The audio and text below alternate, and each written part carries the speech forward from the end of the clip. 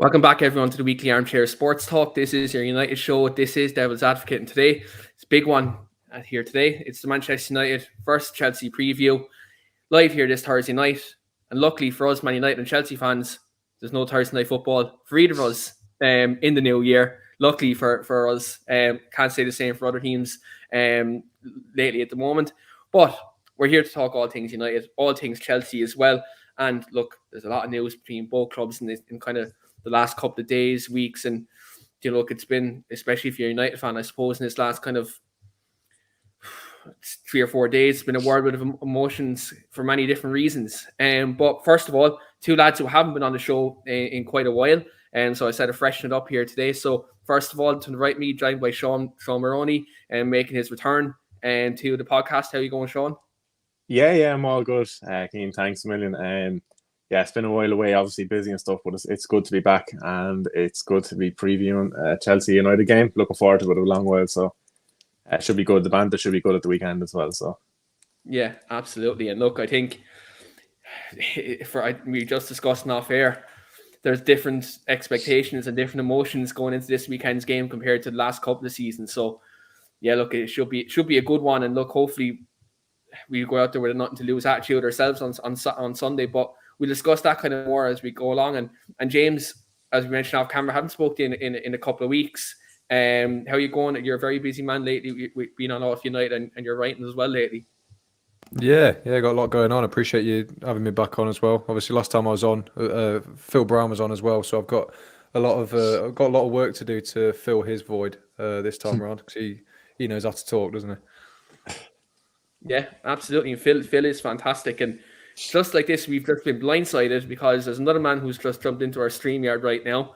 And it's probably because the news of Ralph Rangnick getting appointed at Manchester United. We're going to bring Mr. Reese Russell into the stream here this evening. Reese, you've been feasting all day. How are you today? You pretty much summed up in a nutshell.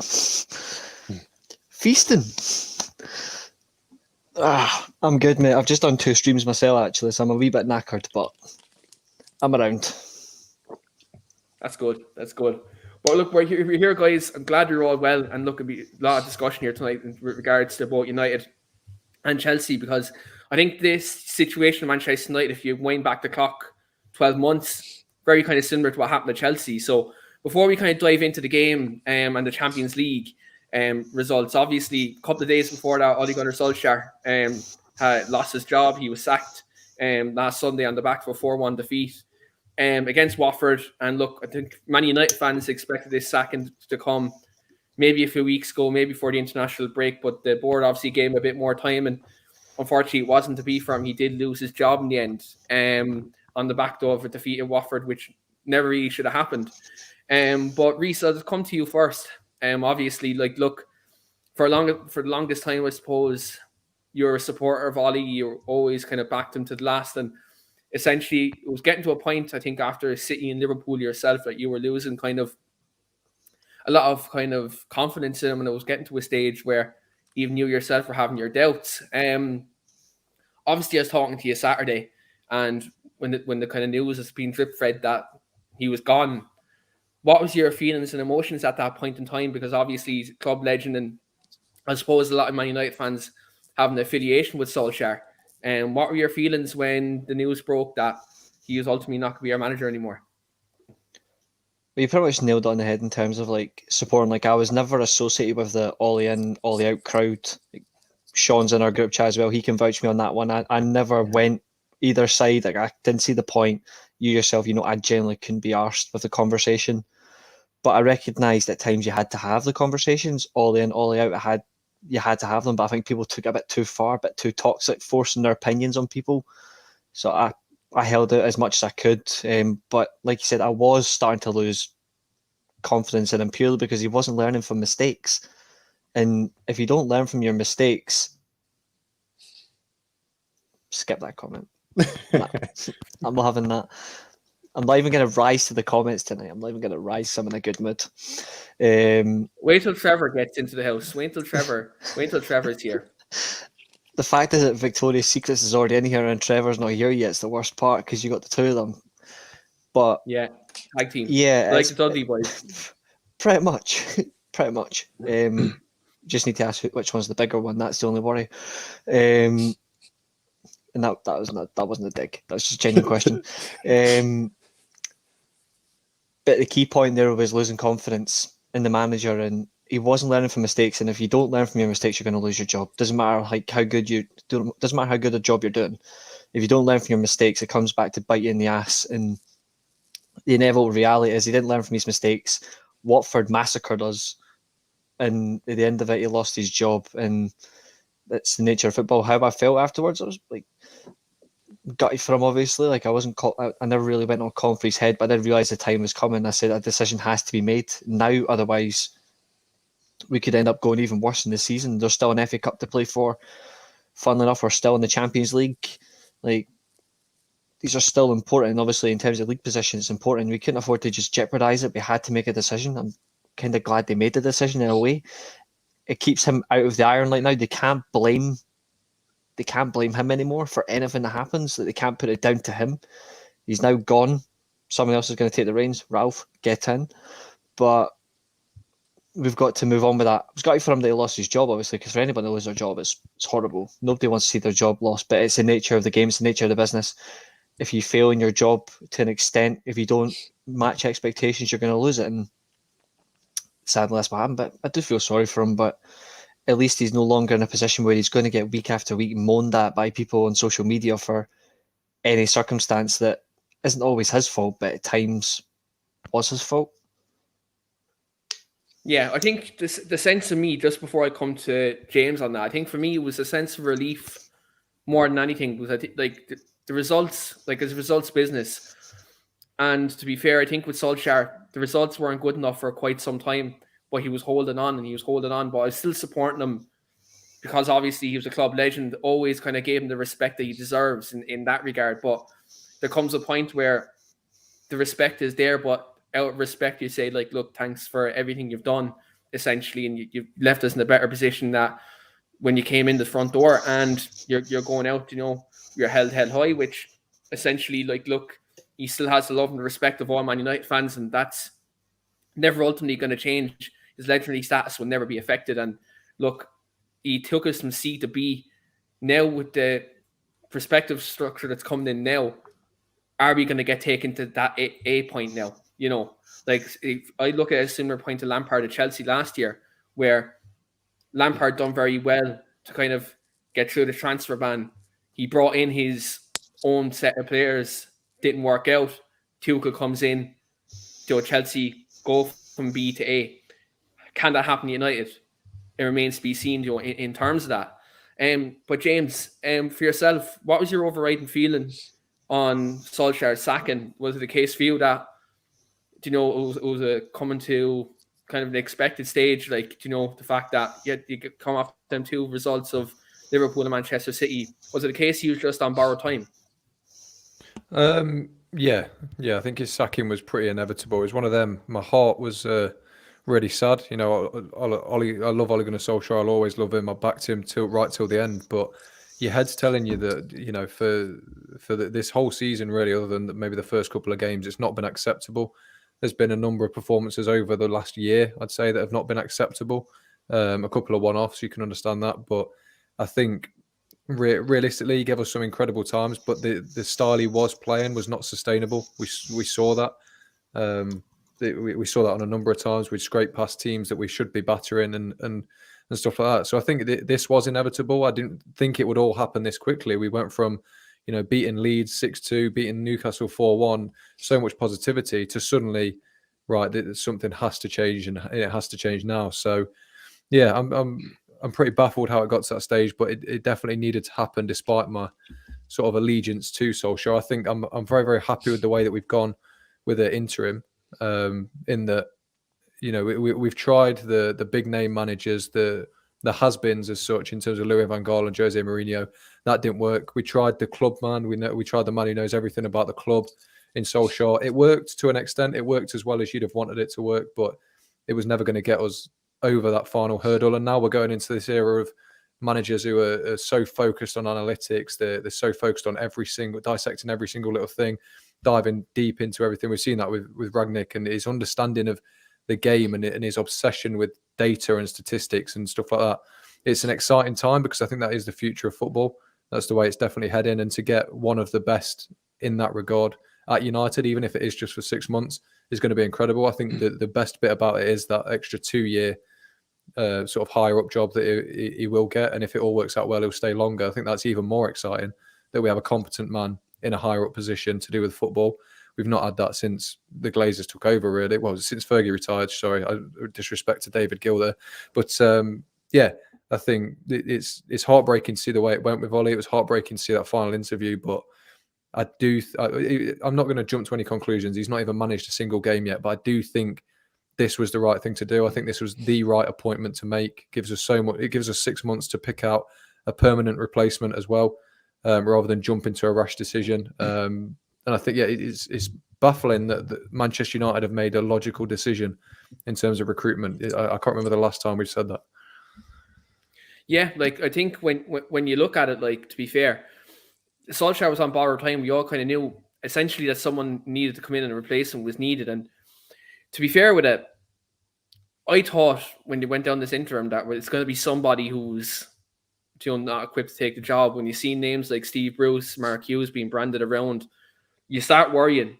You start worrying at that point. You're thinking, here we go again. Like, we're going to go down this route of kind of club legend route, and they get a couple of good results. A feel good factor is there, and all of a sudden we're back to square one. But it's weird because to see us actually try operate like a football club and like through football thinking in terms of getting Rangnick in for these 6 months, getting someone in to steady the ship, but also very tactics heavy, that's brilliant. And then obviously being that director of football role or whatever advisory role that he's going into, in for the 2 years, like, that's brilliant, because obviously there's someone with a football in mind that would be advising the board, which is something that we haven't had.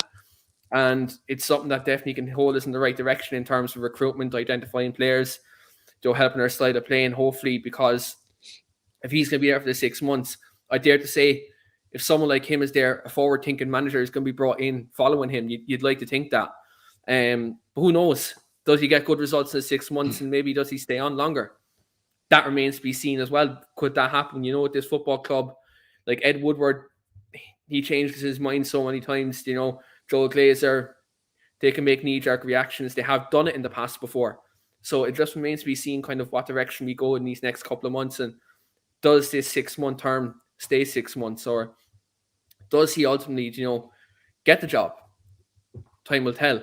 But Sean, from the outside, obviously, look, you've bantered myself and Reese for quite some time, when the results were going so, as any friend would do when you support an opposite team. But when you seen the news come out today that Rangnick was taking over for the 6 month period, and potentially it could be maybe someone like Pochettino or Ten Hag, or there's someone like that coming in next summer, from you, from the outside looking in, who do you think should come in following Rangnick now?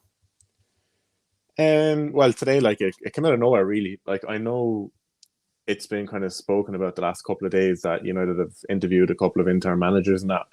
Obviously, Reese had mentioned Rangnick the other day, but there was no like kind of concrete links. I thought it came out of nowhere today. But yeah, like Reese knows, I'm a big fan of Rangnick. But like the appointment, it's not like I'm not expecting him to work miracles in like the 6 months that he's coming in as manager. I think, like you said, he'll steady the ship. I think he'll get fourth. Your team is well good enough to get fourth. He could get a cup run, Champions League run, that. But I think like the best part of the appointment is, like James touched on there, is the 2 years following that. I think that's it's a master stroke, and it's like James said, it's very surprising that United have done that. I really didn't expect it. In terms of the summer, I think like the last couple of days I was thinking Poch would be very good for United, but the fact that it's happened this way with Rangnick coming in now, I think that Ten Hag would be a match made in heaven with Rangnick in the summer. If he goes upstairs, obviously Rangnick has a very good eye for players. He likes to buy younger players and develop them at clubs. He's seen like his record at Leipzig and Red Bull Salzburg. There are some of the players he's picked up for half nothing really, and they've made either profits off them or the players have been doing very well for their clubs. I think Ten Hag, obviously with his history at Ajax, some of the players that he brought through and the exciting football he plays, that he's very direct. I don't think it's too dissimilar to the way Rangnick's teams will play with the press and how much they're going to go at teams. So yeah, look, from an outside perspective, I think in the summer, I think Ten Hag would be the option that I would be going for. Obviously, Poch is a very good option too, and Poch is probably, if you're going to weigh it up now between both, if there's nothing behind it, you'd probably go with Poch being the better coach. But I just think that Ten Hag is that match made in heaven for Rangnick and for Manchester United in the summer. For the players that you have, I think it could be very good, and it could be the start of something big for United. Obviously, since Fergie left, you've been down compared to what you were when Fergie was there. I think it could finally be your time. Obviously, with Klopp and Pep in England with many years now, like, you don't know when they're going to go. And if United can kind of play this right and actually not go back on what the plan looks like right now, I think in the next 2 to 3 years, United could be back at the top there. And do you think, like, with essentially Rangnick being in that upstairs kind of role, that you see people like Woodward, Arnold, John Murtaugh, people like that they won't have that say? That'll be kind of, he'll be that kind of link between maybe the commercial side and the footballing side, and there'd actually be a structure there compared to previous years. Yeah, most definitely. If there's anyone like in the chat or anything knows Rangnick, obviously Reese as well. Reese would know him a lot more than me, but if you know his personality, he's not coming into United without the guarantees that he's going to have a say when he goes upstairs. Those talks that they would have had during the week, he definitely would have demanded that he would have at least, he doesn't have all the control, but he'll definitely want to have a say when he goes upstairs. Just the type of man that he is. Anyone that knows him will know that that's the way, like, even if you're listening to him talking, that's the way he comes across. He knows his stuff. He wants to be able to be hands-on. So I think finally United might start to come away from, obviously you've seen it the last couple of years, it's more of a business than football. When you have Woodward not there, Woodward's a finance man. I don't think he knows too much about football. You're more about making money, obviously, lining the Glazers' pockets. So I think Rangnick can be that link. For once, I don't think it's going to be a person that's coming in that's going to be, like you said, a puppet that's going to listen to what they have to say upstairs and go with everything that they say. I think he will challenge them and he will make United a better football club than they have been the last couple of years. Yeah, definitely. Hopefully, anyway. For me, I'm just we need to be competitive again, and I think this is a step in the right direction. I think by getting someone like him in and prospectively maybe getting a Ten Hag or a Pochettino in, and we can play progressive football, we can play energy, desire. It'd be great to see us kind of play that way again. It's been quite some time since we've kind of played that on a consistent basis. Just going to come to a couple of comments there as well. Paul, who is now, I think, changed his name to a deed poll there to Ralph Ragnick, says, I'm bringing Ten Hag in the summer. Also, it's going to come to a couple of other ones here. Backtime of On says, and just wait for that comment to come up there, says, we're going to have to see a lot of players show parts of their game that we've never seen before if they want to start with the likes of De Gea, Pogba, Rashford, etc. Reese, obviously you study a lot of German football. You've seen Rangnick obviously through his Leipzig days, especially. So he played a lot of high intensity football, and it's a lot about playing out from the back, pressing, counter pressing. Do you see players like Paul Pogba and Marcus Rashford, and I'd even dare to say go as far as maybe the likes of Mason Greenwood, flourishing in this Rangnick system, and can they maybe further their games more? I think so, because I look at players that he's worked with in the past. Like, he transformed Forsberg into a wide attacking midfielder, like at Leipzig, and he's still benefiting in that position today. Sabitzer made a more effective deep line playmaker. So, and even look at Werner at Chelsea. I know he's had times where he hasn't scored. Obviously, he gets the piss taken out of him because he doesn't score goals. But his movement off the ball, with the ball, when to press as well, when to attack an opposition's defence, it all stems from Rangnick. He works really hard one-to-one with a player. He's very good at coaching positional play as well. He's very hands-on when it comes to coaching. He likes to be involved. He likes to iron out weaknesses. He likes to see what's going wrong. He tries to bleed it out. The likes of, it'll be interesting to see what he does with like a Pogba, for example, like how he fits him in his side. I'm looking forward to seeing that. I think Rashford, you'll see him play further forward, maybe as a wide role, like as an attacking midfielder, like number 10. In that sense, you'll play him in that position. You could end up playing Rashford in the front too. but he'll play him like off the striker, like let him use his pace, let him break at teams and have like a number 9 presence. So he did that with Poulsen, for example. Selka, it's very important. That I agree with. He is fucked. But if anything, I think it might, in long term, who knows, it might actually benefit him. But in all fairness, like, Maguire's going to have to step up his game, because this is a manager where he expects you to defend high. It's aggressive, you to win that ball back within 8 seconds. That to him is very important, because in his mind, the quicker you win the ball back, the better a chance you're going to have in terms of getting the ball forward to attack. The 10 seconds of attacking aggressively, high intensity, that's what he's all about as well. So if Maguire is, for example, is going to play in his system, he's going to have to adapt very quickly. That's going to be fun, watching one of the slowest centre-backs in world football having to adapt. All fairness, though, Maguire, like, I know like speed is his weakness, but he is good at playing the ball from the back. He is good at playing the ball forward. I think in this sort of style, depending on how quick he adapts, he could. But I just look at like the midfield especially, they're going to be worked. We always have a go about players who don't particularly put in a shift, don't put in an effort. I think under him, the one thing he will expect is if you do not work your ass off, you're getting benched. Like he will bench you. He doesn't care who you are. He will bench you. So like the likes of Ronaldo, like he'll be pressing differently. We all know that Ronaldo doesn't press like a Rashford does, where Rashford will go back and forth, back and forth. Ronaldo will press around that 12-yard to 18-yard line better than anybody. He'll benefit the team around him because they'll be expected to press more. Like Lingard was mentioned. I think Lingard will be very effective in this style. He might not start every game, but he'd be useful. Van de Beek, he's going to flourish. Sancho. I think Cavani in this system is going to be a treat. Provided he can stay fit, I think he could be a treat in this system.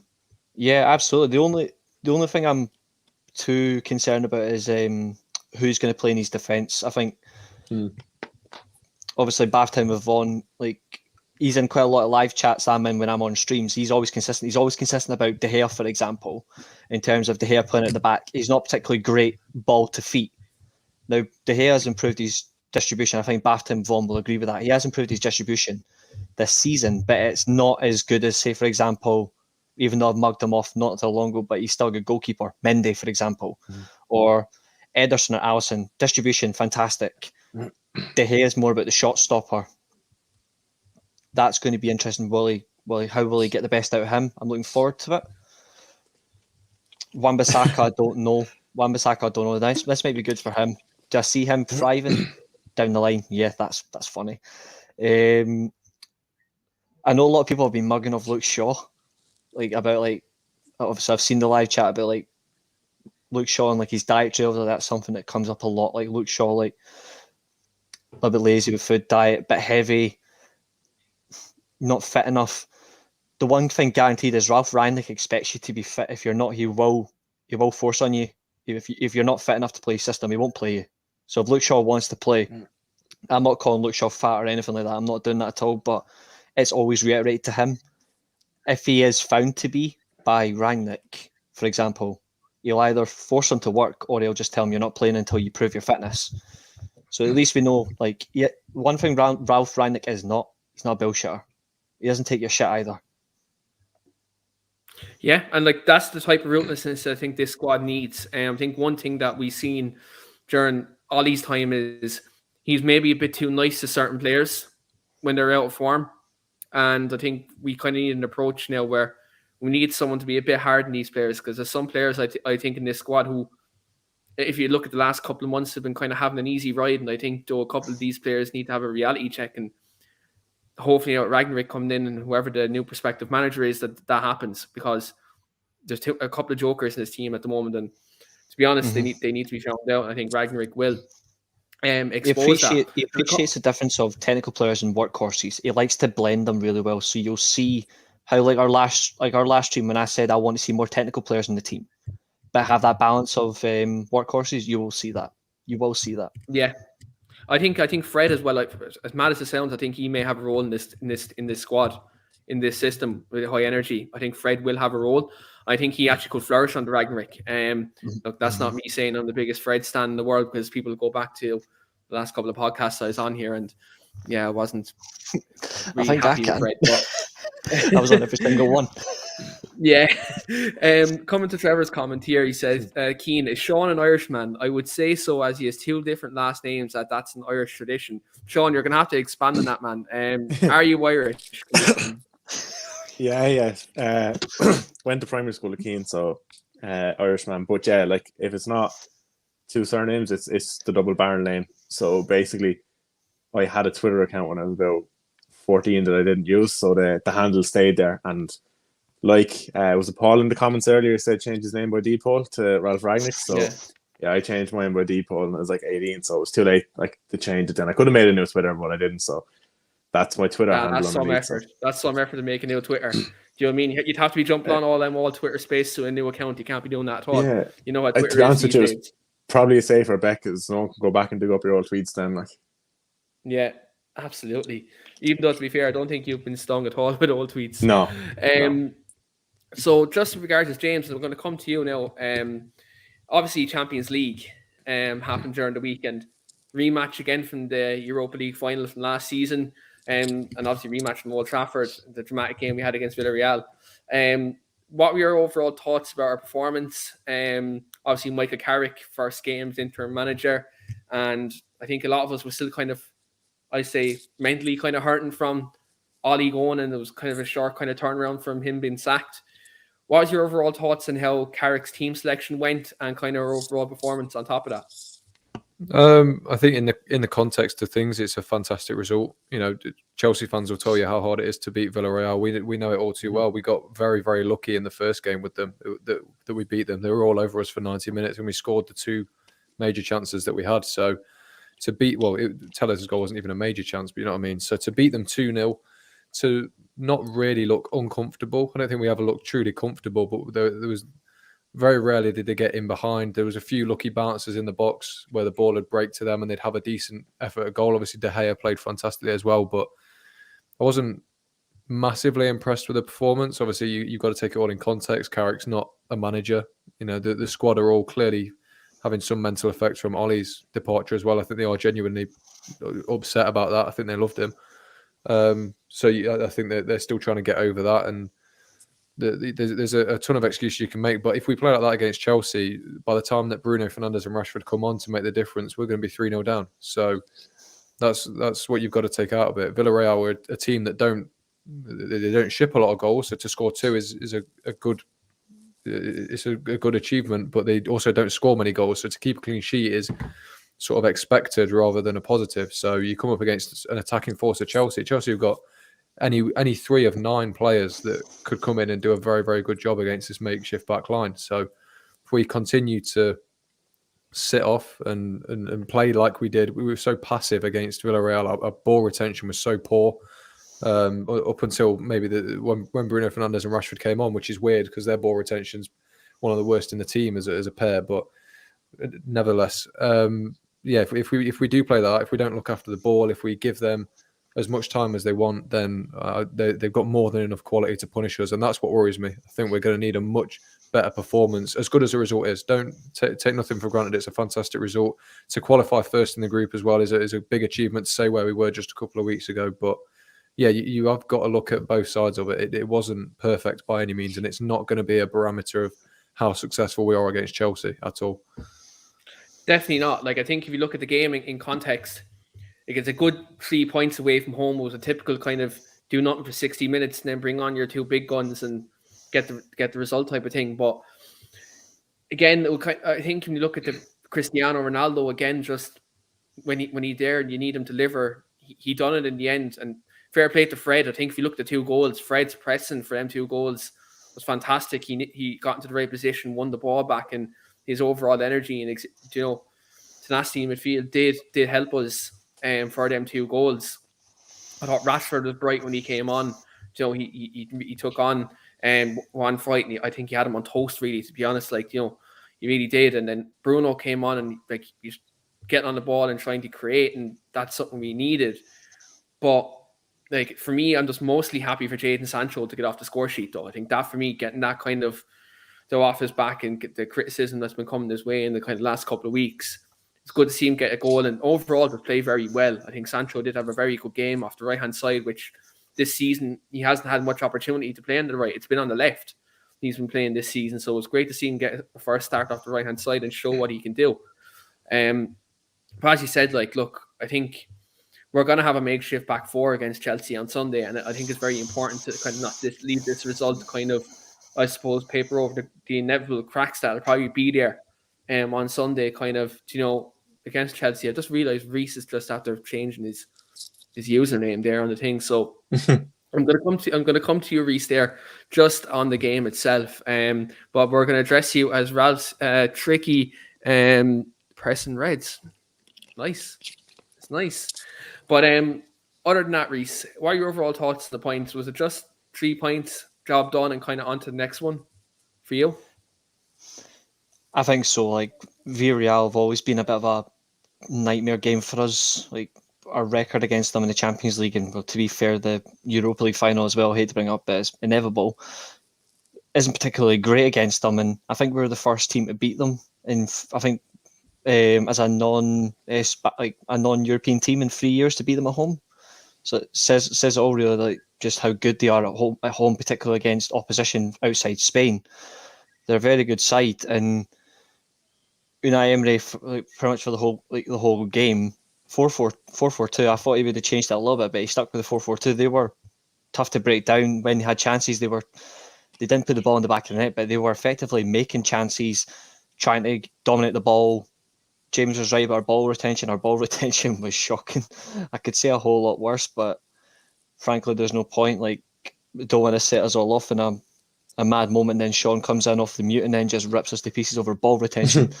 But I just look at the fact is, like, I honestly don't care. Like with Carrick in charge, like the Villarreal and now Chelsea, I don't care if the performance is good. It's just about getting the right result. Like, we could have an absolute stinker against Chelsea. I honestly don't care. If we get a draw or 3 points, I'll be happy.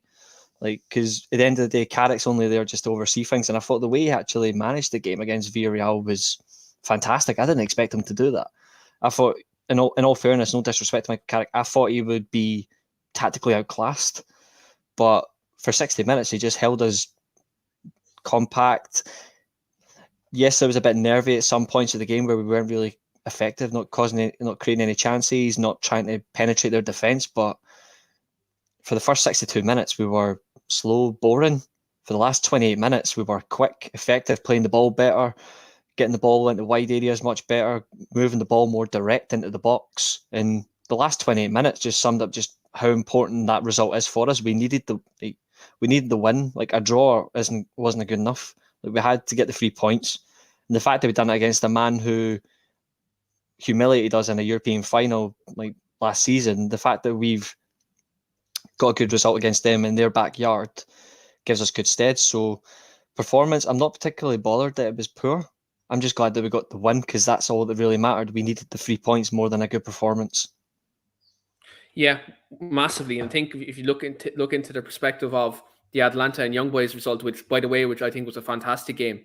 I watched it there after the United game, was 3-3 draw.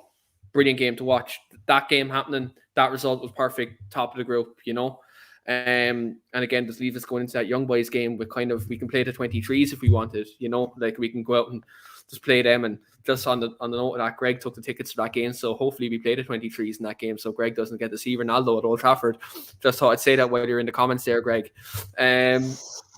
But yeah, this is one of these things where it was 3 points, job done, and on to the next one, which is ultimately the game we're going to chat about now, which is Chelsea. But before I do that, obviously, with Chelsea fan of the show, I'd be remiss if I couldn't obviously get your opinion, Sean, your 4-0 win against Juventus in the Champions League. Reece James masterclass at Stamford Bridge. What are your thoughts on your overall performance against Juventus, and does it give you confidence coming into this weekend? Yeah, it does, absolutely. I think since Tuchel's come in, it's definitely the best 1 or 2 performances that we've had. They literally, I know Juve have had their problems this year, but they're always a tough team to break down, and we absolutely destroyed them. One thing that I think helps a lot is I always had an issue since Tuchel came in about teams that can like block the goal and sit back. Sometimes we struggle to break them down. Obviously, you see with Burnley, we missed our chances. They caught us at the end. I think that will give for example, United now, obviously the situation that they're in, they might look at it and say, look, we can sit back, catch them on the counter attack. But I just think with the Juve result, Juve sat back and we broke them down so many times. It could have been 6 or 7. I just think it kind of gives like other teams like that are watching, kind of, they might look and say, look, if we do sit back, they can cause us damage as well. So it just kind of, it can make some teams switch up that might play against us, that might decide to play that way, but they might change it after seeing that game. Ahead of Sunday though, it gives me like a lot of confidence. I was actually terrified of the Juventus game after they beat us 1-0 in the first game, because we absolutely pummeled them for 90 minutes, and Chiesa got that goal. Obviously they beat us 1-0, so it was a massive turnaround from then. So yeah, it should give Chelsea a lot of confidence going into Sunday. It's probably the best run we've had under Tuchel so far. Obviously, when we won the Champions League, there was a couple of league games in between, like the West Brom one, where we got beaten badly, or there was a few draws in between. But this one, at the moment, obviously City beat us, but anything we played of late, I think we actually played them off the park. Got a lot of wins there, so I think the players will be very confident going into the game. Obviously, the only thing I suppose is the kind of selection dilemma. Obviously, Hudson-Odoi has gotten a run out on the left in his favourite position. He's been playing out of his skin. Mount has been off the last couple of weeks. Obviously, it came out today that he's been very sick the last while. So it's this kind of decision whether Mount is going to play, or if you're going to give someone else a chance that has been playing, and whether Lukaku comes back into the side. But they're the big things really. But yeah, I think the players will be oozing with confidence going into the game on Sunday, especially with how United have been recently. Yeah, I think if when I'm watching that game, especially from Chelsea's perspective, and kind of looking from United point of view, seeing what we have to worry about this weekend, I think the wing backs really frighten me, because I think Reece James and obviously, unfortunately, Chilwell's probably out for the rest of the season now. Obviously, with the World Cup coming up, I suppose this time next year, it's probably not ideal that he's going to miss the most this season, for himself to kind of get himself into Gareth Southgate's thoughts. But looking at the way James and Chilwell ultimately were playing, I was really worried, especially James. I think James he's been probably the best right back in the league alongside Cancelo this season. And no, I'm not saying Trent Alexander-Arnold is in the top 2, because he isn't this season. I think James and Cancelo, I think by far are the 2 best fullbacks in England this season. They've been absolutely fantastic.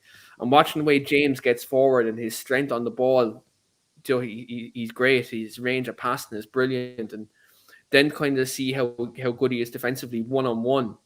It's going to be interesting to see if we start Marcus on the left against him this weekend, to maybe have that battle with him, or does he stick with Martial, which I personally wouldn't like to see against Reece James. I'd like to see Rashford go up against him and get enough runs into him as possible, and have kind of that one-on-one battle, because I think that would be someone who, if anyone could maybe give Reece James a go on Sunday, I think Rashford's probably one of the players in their system who could give him a run for his money. But considering the way the results have been going this week, I think Reece James is kind of one of these players who we want to watch definitely coming into this weekend. And for me also, Kai Havertz as well. Like, he's been playing very well in that false 9 role in Lukaku's absence. And I'd actually worry more if he was playing rather than Lukaku up front. That was before Harry Maguire was suspended, though.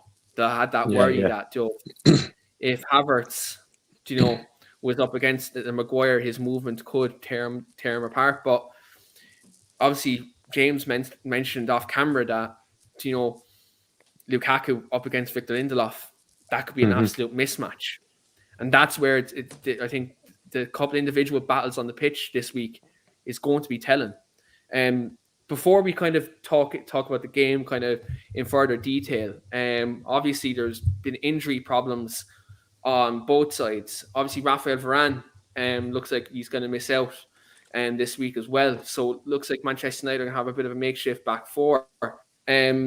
Reece, kind of looking into United's kind of defensive unit this weekend, are you slightly concerned with the return of Romelu Lukaku coming back? I mentioned off camera that he hasn't scored in about 7 or 8 games now. He's come up against his former club on a barren run, but also back from injury. Are you worried that he has that kind of point to prove, and the fact that Harry Maguire's out and he'd be one of our more physical centre-backs, and also Rafa Varane? Are you worried that this could be the game where Lukaku kind of ends his run? I'd say yes and no. Lukaku's record in big games isn't particularly great. Like, he has had moments against bigger clubs where he does score, but he's not consistent against the bigger sides. He's more, like, no disrespect to him, he's better against the lesser opposition because he's a big guy, he's a bully, and he can get you against the bigger teams. He just does not show enough in terms of putting the ball in the back of the net. But I just look at this game and, like, in particular United, like, the way that ended, it didn't particularly end well for him. Obviously, we all remember he released the statistics about United's running stats, for example, like sprinting, which nobody in particular liked. That set off a back burner. Obviously, he had gained weight, not through no fault of his own. That was just like an incident that occurred. He wasn't particularly managed well in that situation, and it didn't end well, and obviously blew up in our faces. He went over to Italy, had a fantastic first season, scoring goals for fun. The second season, him and Martinez up front blitzed Serie A with, like, together as a partnership, and it worked. Now he's come back to Chelsea, the club where he got binned by Mourinho because he just didn't fit at the time. And obviously, considering what Mourinho had at the time, like Drogba, Eto'o, he had Diego Costa as well. All due respect to Lukaku, you ain't getting ahead of either of them. And he's done particularly well in the Premier League, but now he's at the club realistically where he does have a point to prove. The club that he was sold from, that he wanted to play for. He's up against Man United, the club that he had a particularly good first season with in terms of goals. Second season, not so much, but he still scored in games like the PSG game, for example, stands out. It's going to be important. I think he's going to score. No. But if United, like you said, if makeshift back four, if United do not find a way to contain Lukaku, he might not score a goal, but a donkey first touch could still lead to a goal by, like, for example, Pulisic or Ziyech. Like, no disrespect to, like, Lukaku, but his first touch is appalling. But you can have an appalling first touch like Lukaku, but he still has impacts in big games. Like, he still has that. Like, so United really need to be focused on Sunday. Otherwise, if Lukaku does score, it just reflects, like, how he is. He's a bully, like, as a player. That's, like, I think that's good enough for Tuchel's style. Is he's a bully of a number 9, gives him a different dimension, and United have got to contain it. Whoever plays there really need to be on their game on Sunday if he plays. And just on the back of that, James, obviously, like, it's well known this season we've had our issues at the back, like defensive issues, and Luke Shaw obviously is a player who has been out of form now. He's been in the team the last couple of weeks with kind of injuries.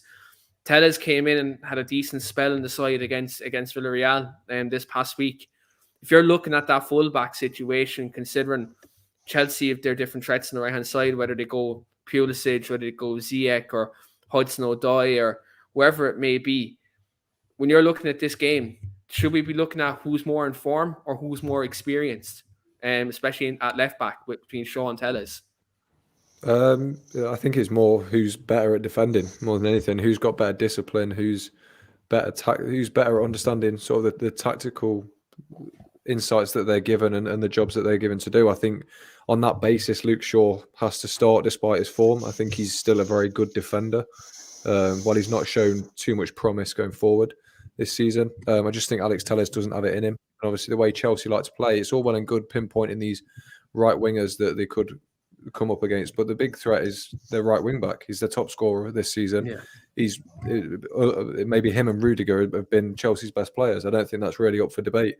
And in an attacking sense, Reece James is a fourth attacker for them. So, I think Luke Shaw's probably going to do a little bit of a better job of not getting dragged inside, because that's what Chelsea do.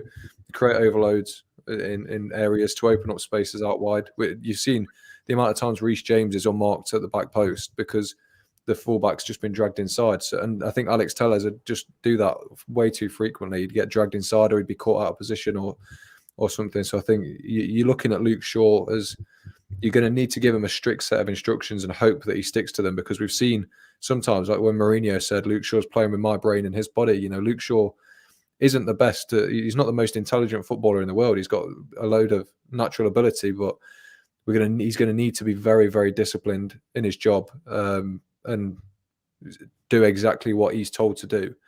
But yeah, I think the big thing we've got to worry about is not who plays right wing for them, because I don't think any of their wide forwards in particular have been in great form this season. Obviously, they're still a massive threat, but your big threats coming from that right wing back spot, especially seeing as our attackers generally don't like to track back. Martial and Rashford seem to be allergic to it, and I wouldn't want to see Sancho played on the left anyway. So there's going to be a big dependence on the defensive capabilities of our left back. So it is going to be an important decision. Yeah, definitely. And it'd be interesting to see, because obviously Luke Shaw has had the head injuries at the moment, but the concussion injuries, do United risk that at the moment? Do they wait until he's 100% clear to play? And was it maybe the fact that they might have rested him this week, compared to obviously every other week? But looking into this, Sean, obviously from the opposition side, obviously look, United haven't had the most, I suppose, glowful season in terms of what attacking wise and what we can do. Is there any part of United's team at the moment that may concern you going into Sunday, considering Chelsea have been so rock solid and so organised at the back? Yeah, that's the big thing with Chelsea. That's like obviously the foundation of like the way Tuchel plays. We're so good at the back, and not many teams do break us down. In terms of players, I suppose no matter when we play United, there's the one player that always kind of worries me is Rashford. Obviously, just his pace and how he can get in behind Rashford is always the one to worry me. Obviously, Ronaldo's always going to be a threat no matter who he's playing against. But I think we can deal with Ronaldo. Thiago Silva's there. I think he'll be fine. But it is probably Rashford, I suppose. Apart from that, it's hard to say because Bruno obviously has his moments of magic. But it's obviously we question Lukaku's big games. There's no doubt about that. But against Chelsea, I don't think Bruno he has done well in big games like that. He gets a lot of stick for that, but he has played well in them. But against Chelsea, I know he got an assist in his very first game against us off a set piece. But in all of the games since, I think Chelsea are a very physical side. I don't think it'll suit Bruno. He hasn't played that well against us in many of the games. But yeah, it's Rashford. If you asked me 2 years ago, I would have said Martial as well. But not anymore because he always kind of popped up with a goal against us. Is Pogba fit? Pogba I think is still out till the new year. So yeah.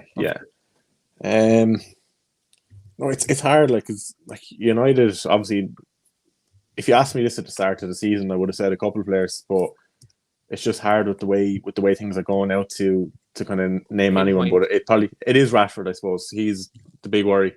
That's why I think I'd stick Chalobah at right centre back. He's been playing the last few games. He hasn't put a foot wrong. I think if he's there with a bit of pace and physicality, he won't destroy Rashford and that, but he'll be able to, like he said, with Reece James, he kind of might want to put Shaw in there because he's better defensively than Telles. I think it's kind of the same scenario with Chalobah and Rashford, maybe just keep him in there and try and keep Rashford quiet. But yeah, he's the biggest danger easily on Sunday, I think, if he starts. But I expect him to start.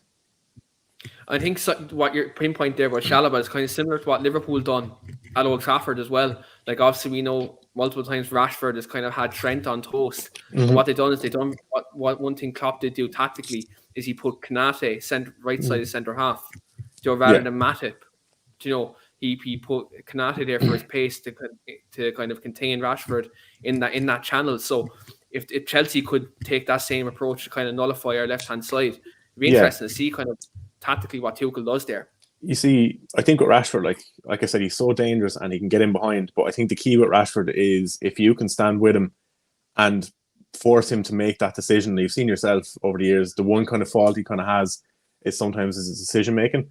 I think if you can kind of stand with him and keep up with him and force him to make those decisions, he might keep him quite that way. But if there's any way he gets in behind, obviously Silva, I think, is the second best centre half in England. But if it's left in a 1-on-1, Rashford's gonna get in there. But I think Chalobah has to be there. He can cover on one side, and obviously Rudiger has a lot of pace on the other, so it'll be interesting. Yeah, definitely, and hopefully, I'm touching wood that El Matador is back this weekend. I'd love to see him start this weekend. I don't think it's a game for Ronaldo, but for me, I actually wouldn't start Ronaldo this weekend. Now, people might absolutely slaughter me in the comments for this, but I'd probably rather start Cavani at the way Chelsea's defense is. I think Cavani's movement and pressing would be needed this weekend. I think for me, there's different styles and different opponents, different games, and for me, Cavani would be ideal to start this game up front, with Sancho on the right and Rashford on the left. But I don't think he's back either. So it's going to be Cristiano up front. And look, we all know what he can do in terms of delivering in big moments. But I think tactically, Cavani probably would have been a better fit for this game. Obviously, occupying those Chelsea centre-backs in his movement would be something different. But look, we'll see what happens.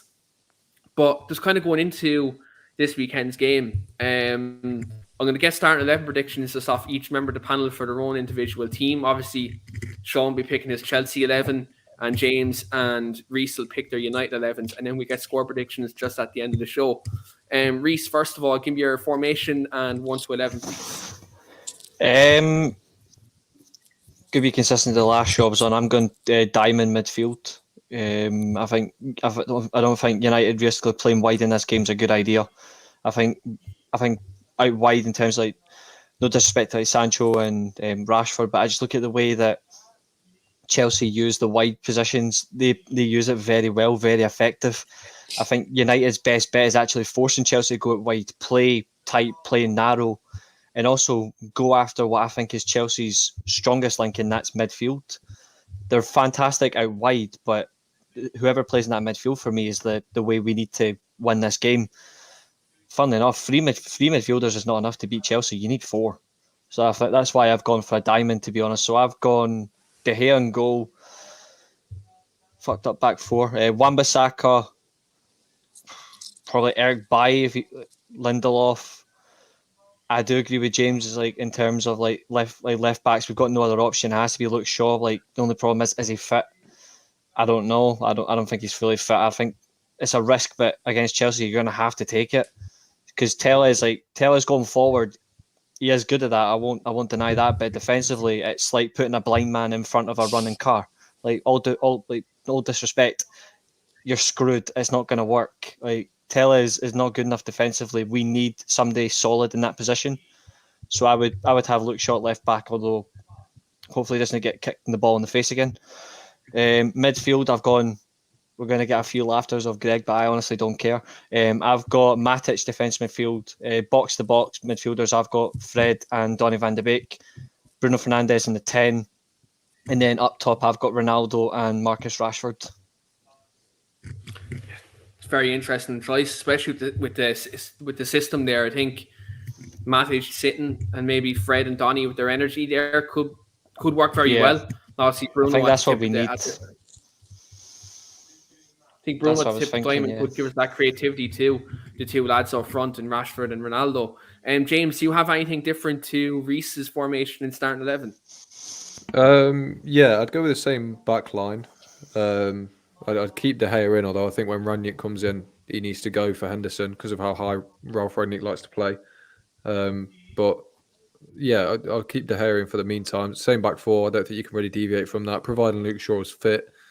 I'd go with the usual, like 4-2-3-1, really. I'd have to play Scott McTominay and Fred, unfortunately, just for that mobility more than anything. I think it's more than likely we'll see Ruben Loftus-Cheek in midfield for Chelsea, and with his attacking abilities, athleticism, is the only 2 people who can really handle him would be those 2. And I think other than this season, when nothing's really gone to plan, you look at Scott McTominay and Fred's record in big games, and it's unbelievable. So, I've unwillingly put my faith in them.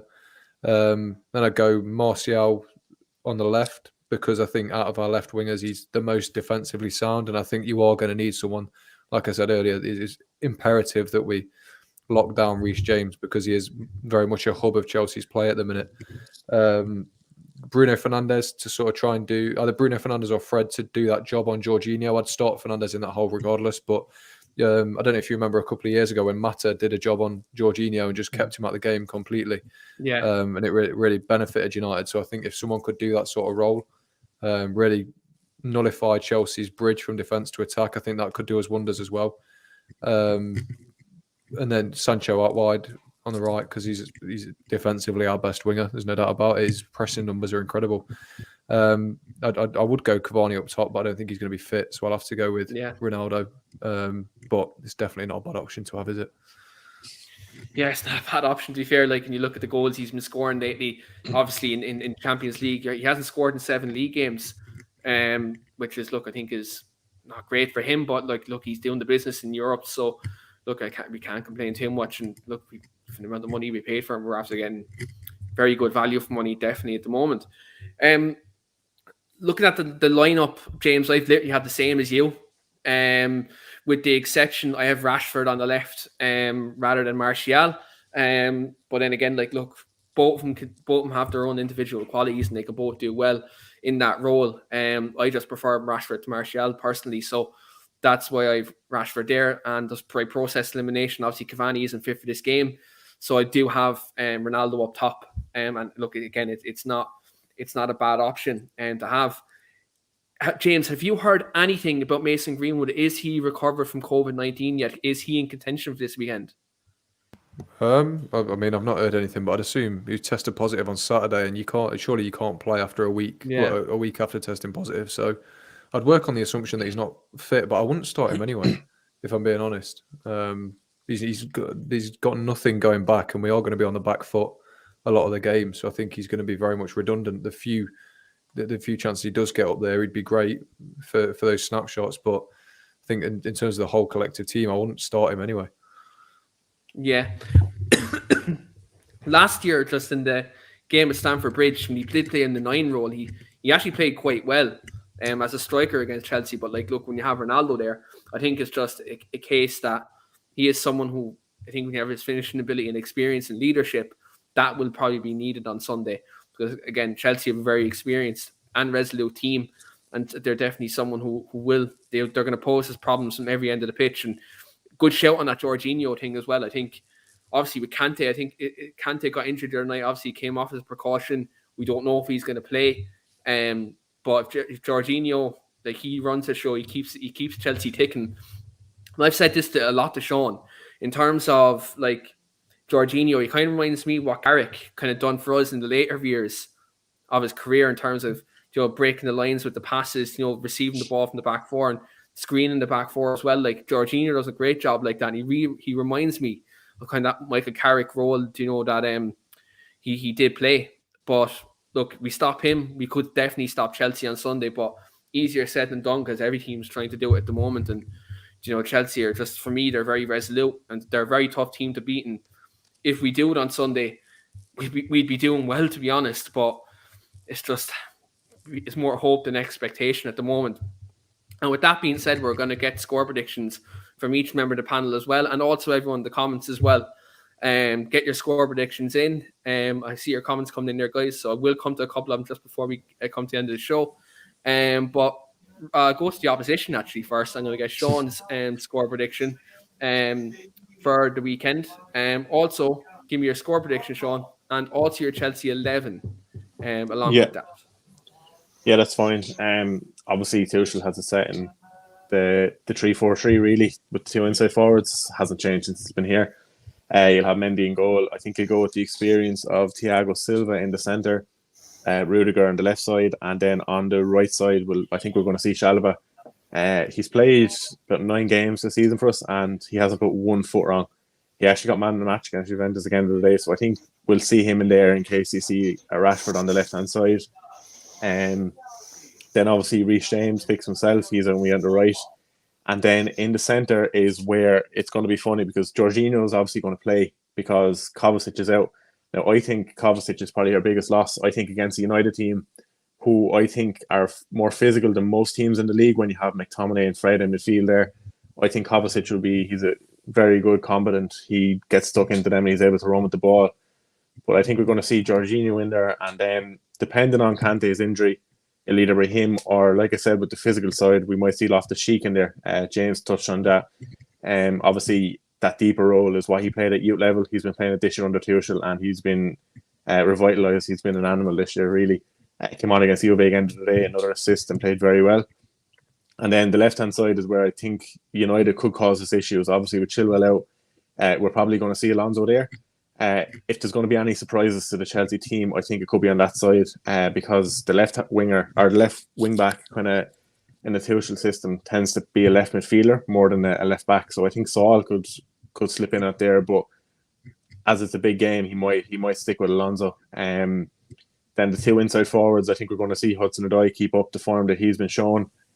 And I think it's too hard to leave out Mount, even though I wouldn't start him personally, but I think Tuchel will play Mount, and I think Lukaku is going to come back into the side. I think Tuchel is going to be looking at like the factors kind of outside of been on the pitch, like just like he said earlier on, against his old club, point to prove, hasn't scored in 8 games. I think he's going to put him in there, especially with Maguire out. Said to you during the week, if Maguire was playing, I'd play Havertz as the false 9 every day of the week. But with the fact Maguire is out, I think Reece James coming down that right hand side, obviously brilliant cross of the ball. I think Lukaku can be very physical for Lindelof, and there he might slip in for a header or whatever. But that'll be the Chelsea side, I think, on Sunday. Yeah, and me personally, I'd rather Lukaku or Havertz sit and play. But look, obviously, and there's always another option. Chelsea have Werner probably play up front and score a couple as well. Like you just never know. So we couple of score predictions there. Michael Marcy says 3-1 Chelsea, and Bat Time Vaughan says 1-0 United with Fred scoring. Jeez, that's ambitious. But I'll come to the rest of the lads with their score prediction. Sean, just give me your score prediction for Sunday's game. Yeah, I am going to go 3-1 to Chelsea. I think we're going to be comfortable. It's not going to be like a Liverpool game where we're going to be scoring like 5.